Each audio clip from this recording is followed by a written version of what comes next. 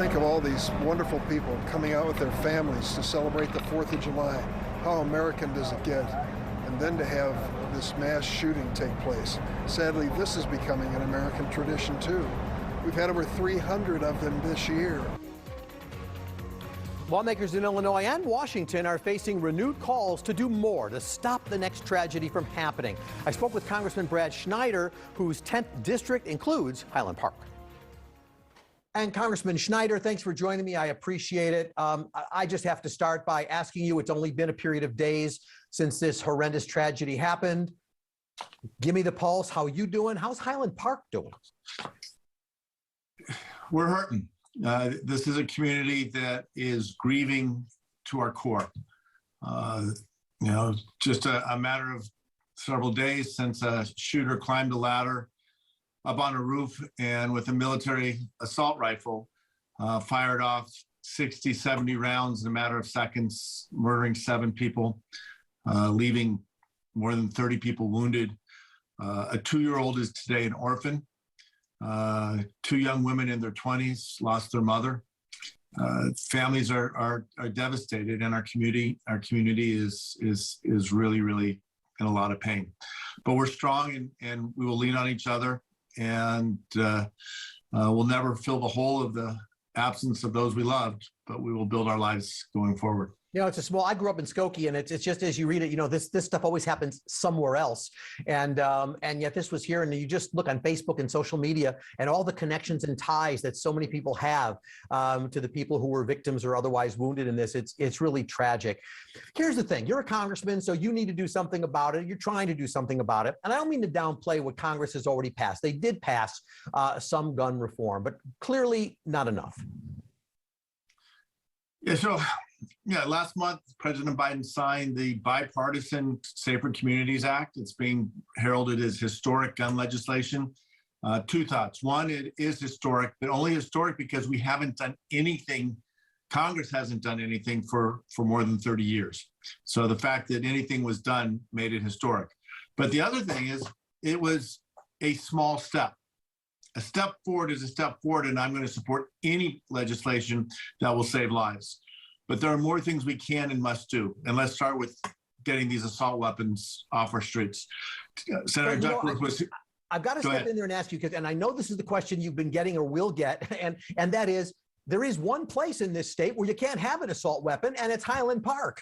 So talk for those people who say, you see, it doesn't matter. What do you say to them? I say it does matter, and this is why we need national legislation. Highland Park has an assault weapons ban. Illinois has comparatively strict gun laws, and yet states around us have more lax gun laws. So someone can cross over to Indiana or Wisconsin, drive to Mississippi, buy a gun or several guns, and bring them into Illinois. We know in Chicago, many of the guns used in crimes are purchased not in the city of Chicago, but outside of Chicago, outside of Illinois. So we need to come together as a nation, as a country, say enough is enough. No 2-year-old going to an Independence Day parade should leave that parade an orphan, shielded by his father, who gave his life to save his son, because a deranged individual with a military weapon intended for war in the battlefield is firing from a rooftop.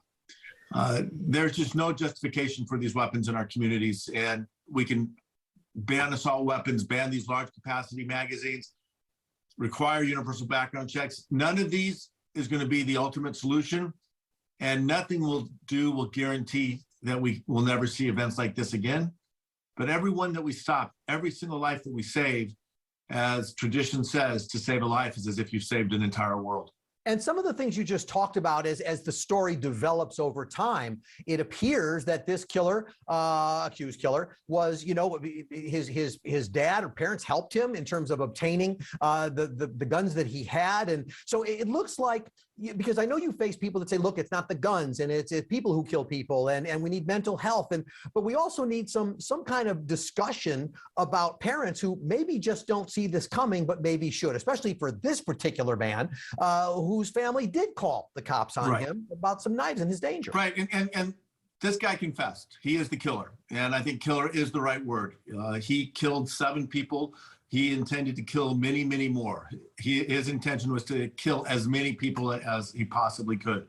And I think more information is coming out. We're learning things every day.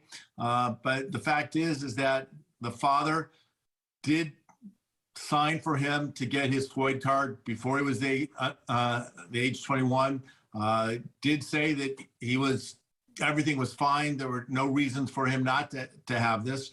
I suspect as we learn more again every day, there are more signs that should have alerted the family that this is an individual who never should have had a gun and probably needed mental health support rather than support getting a FOID card and being able to legally, in this case, purchase multiple weapons.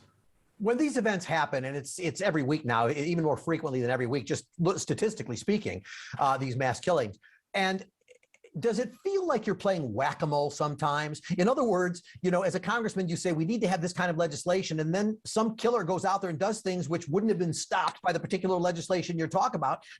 It feels like it's whack-a-mole. Yeah, it's worse than whack-a-mole. It's just the constant flow. There have been more than 300 mass shootings as of the 4th of July. There have been many since then already. That's almost 12 shootings a week, 2 shootings, mass shootings every single day, defined as 4 more people injured or killed. So many communities across the country are suffering from gun violence, not just the mass shootings, the gang shootings, the random shootings on the street, domestic violence, and of course, the number one loss of life to gun violence is suicide. No other country is experiencing the loss that the United States experiences day in and day out. What makes the United States unique in this is we have more guns than any other country, more guns than we even have people. I respect the Second Amendment. I respect and appreciate the tradition of parents or grandparents taking their kids out hunting and teaching them responsibility and independence and all those things that go along with it. That's not where our problem is.